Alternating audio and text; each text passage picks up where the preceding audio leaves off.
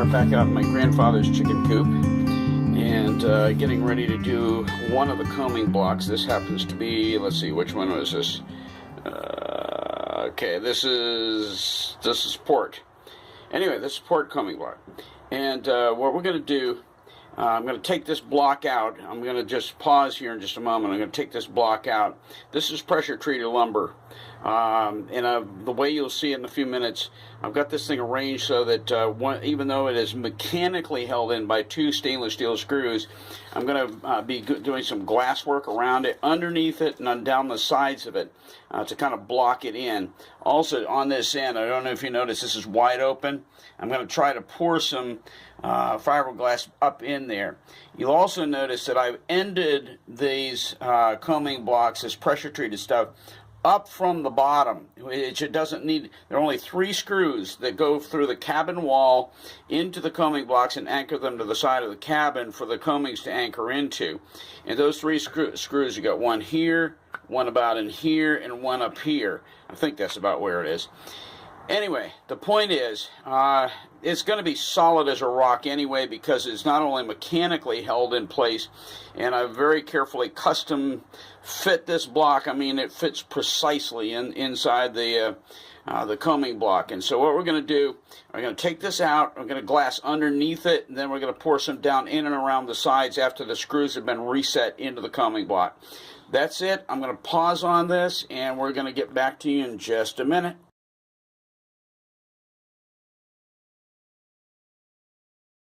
Fiberglass this in as all down underneath this wood block. It is glassed, resined. So what I'm going to do now is take the remainder of it and pour it all down and along the sides and so forth. And we'll just kind of see how that goes. Here, one of my grandsons will hold this and just keep it on while I'm pouring. Okay, I'm going to give this a shot. Okay, get in the light here so I can see what I'm doing.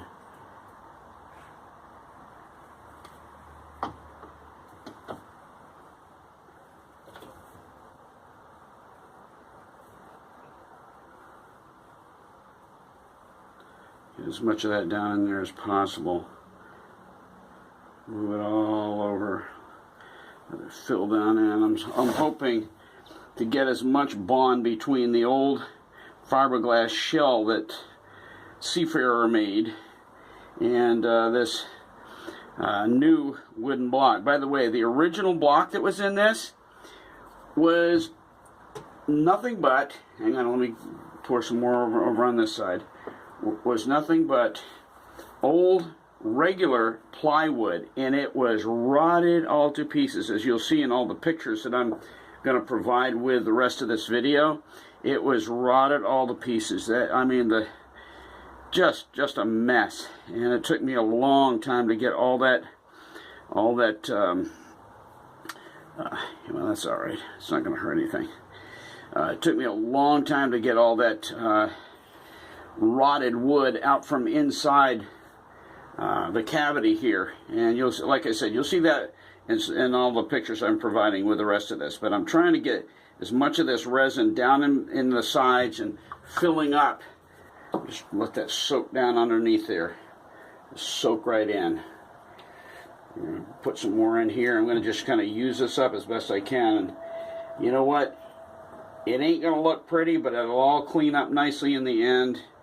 And that's all that matters to me. I'm just looking for a good bond between the old wood block that those through the side of the cabin bolts tie into to hold them solid so that the coamings can anchor into them. But anyway, I think we're good to go on this one. We're going to just set this aside and move on to the next one.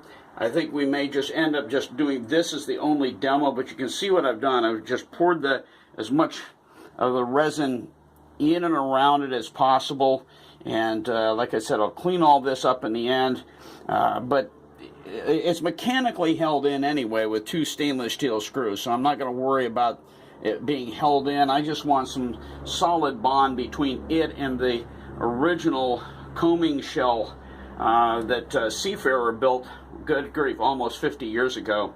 So anyway, we're basically just completely rebuilding this coaming shell, or at least the material that the bolts tie into through the side of the cabin. And we're going to let that harden, and I think we're good to go.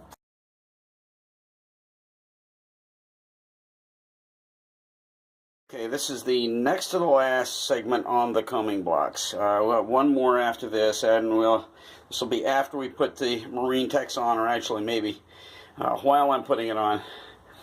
But one of the things about these old coaming blocks, like I said, they're almost 50 years old. They have a lot of just serious damage to the original gel coat. It's been chipped away. By the way, I've done a lot of chipping away on this deliberately to get it down to bare fiberglass, which is not difficult. I mean, the gel coat was so far gone that I was able to pretty readily spend about an hour or so on both of these edges, chipping away and just trying to clean it up as much as possible, some sanding on it, and then I use a lot of acetone to do the finish cleaning. And anyway, all of this is going to get a coat of Marine Tex, this good old stuff right here, Marine Tex with a hardener. This is a small batch. I think this is what they call a 2-ounce. And I've never done it before, and so it'll be interesting to try it for the very first time, but they say that it really works great. They said if you're worried about the finish, how it looks ultimately to matching up with original gel coat, don't use it, use gel coat. But in this situation, these coaming blocks are 50 years old, they're ancient, they're in really, really rugged shape in terms of the areas that I've got here to fix. And I really don't care what they look like, because they're going to get painted. They're going to get maybe a couple of coats of really good marine urethane paint that matches the rest of my cabin top. And all that's going to happen when we get back down to the Cape. In the meantime, I'm just trying to get all the repair work done here. By the way, just mention, these are all nicely done now. These all hardened up beautifully. All the fiberglass resin that I poured down in there is just solid. Yesterday I was a little bit dissatisfied with the way that this was coming out, and so I took the screws out and I said, well, I'm going to pull that right out of there and use another hot batch of resin in there to try to harden it up, because the resin just was not hardening as much as I liked it to. And I went to try to pull it out and put a screwdriver under this end there. It would not move. I mean, that resin had really taken hold. So it's good and solid and hard in there. So I just put the screws back in, and then came out here last night after everybody was, in the house watching TV and everything. And I mixed up, I think, 3 or 4 batches of good hot resin. In other words, full drops, 10, I did an ounce at a time. That's supposed to be 10 drops of 10 drops of the hardener. And I put in 11 or 12, and so to make it a really nice hard batch, and it would harden up the stuff that was already down in there. But these are really all set. These are going to work great on the side of the cabin. And the beauty of it is, now that they're all done, this is something nobody's going to have to worry about for the next 25, 30 years. Like I said, the reason I didn't explain before, but the reason I have these cut up from the bottom, I don't want water. This is where the deck meets down here. This stands up against the side of the cabin like this. The coamings come in right here, and this sits like that against the side of the cabin. Okay, one of the things I found before was that water had wicked up from around the base here and gotten into that old plywood, and it was soaking it up from below and just rotting that plywood all to pieces. Well, the screws only start right about here, and so there's no need to have it go any below this. This is really solid fiberglass anyway. So I just ended it here above the level of the deck on both of these, so that it's something you don't have to worry about. The water will never wick up in there. I'm going to put a good coat of Boat Life caulk bedding these, and I think we're going to be good to go. Anyway, we'll do a cleanup video after this, showing the work that I did on maybe even showing the work as I do it, using the Marine Tex. And I've never used this stuff before, so it's going to be kind of experimental. I've heard that it lays real well, and if you don't care about how it looks, if you're just going to paint over it, they said it's really fantastic stuff. So that's what I'm going to be doing, and we'll kind of finish this up later.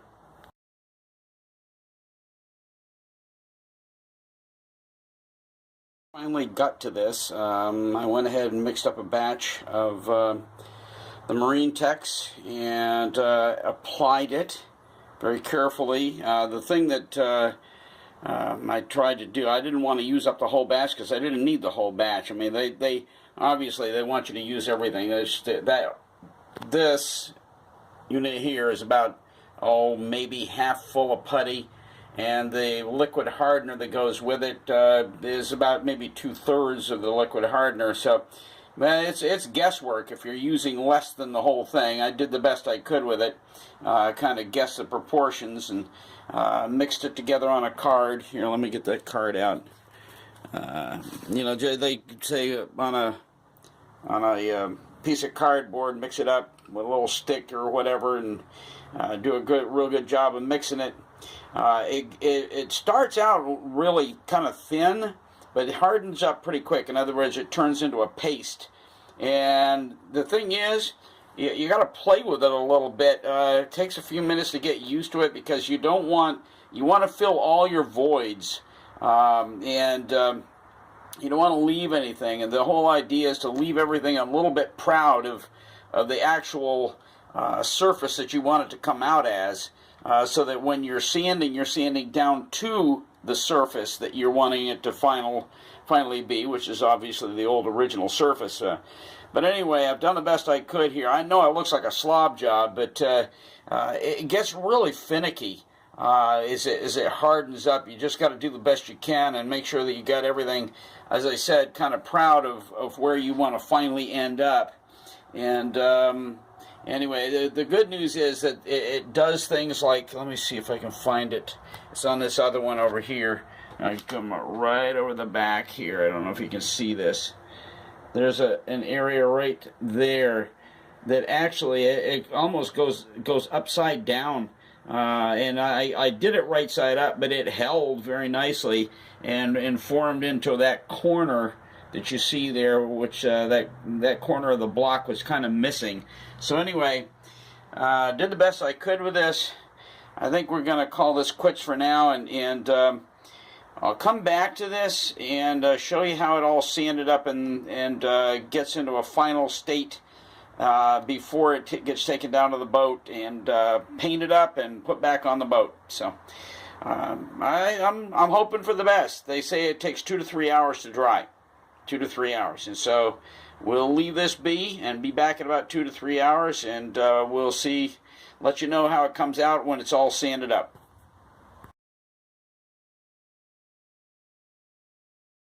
A little bit of history here as we wrap up on the coaming blocks. In January of 2017, I took possession of the little girl, named her Little Girl, and one of the first things I did after I got it was determine that the coamings had to come off. Major operation. I took a long time, taking all those screws out very carefully, trying to remove those ancient, almost 50-year-old coamings from Little Girl, which I did. And then right after that, I decided to take the coaming blocks off. Three heavy screws through the wall of the cabin go into the backs of these, the coaming blocks. And almost as soon as I started taking them out, I realized there was going to be a serious problem, because what was going on was the screws were just practically falling out, which said to me that whatever they were tied into was non-existent. And so I took them out, took the screws out, and came outside, and you're going to see the pictures that I have in the original presentation. And I mean, the old plywood that was inside them was just rotting all to pieces, just mush. And it took me a long time to get it out because it wasn't, it was just a mess. But anyway, believe it or not, that just was very, very disheartening, discouraging to me. And frankly, I I'll tell you what, that was one moment in the whole process of all the work that I've done on Little Girl that it kind of got to me, and I felt overwhelmed. I felt like, wow, is this what I'm going to be running into every step of the way? But what I found is I've gone a lot further now, and I've gotten a lot accomplished on the boat, is, you know, you just take one step at a time. And that's what I've done with these. And these old coamings that, when they practically, literally fell off onto the deck with all their rotted plywood, and I was so discouraged. I'll tell you what, when it came right down to it, and I got to work on them, they're pretty much done now, except for paint, and then go back onto the boat. But last night, we kind of finished everything up. We did all the marine techs, and I'll tell you what, this right now, this is smooth as baby skin. This is just perfection here, where all that old busted up gel coat was. It's just all gone. All the gel coat's gone. All brand new marine techs blended in, sanded in, and I'll tell you, by the time these get a couple of coats of my marine paint on that matches the deck, you're never going to know that they're ancient. And the beauty of it is, it's not just externally now, but now you've got this incredible, real good, solid, pressure-treated lumber on the inside that the screws can tie back into. They're not going anywhere, and they're good for another 20 or 30 years. You know, I learned something with these. I learned not to let it blow me out of the water, not to let it get me overwhelmed, but just to look at it and say, you know what, we're going to do this, and just go for it. And hey, one more step in restoring a little girl.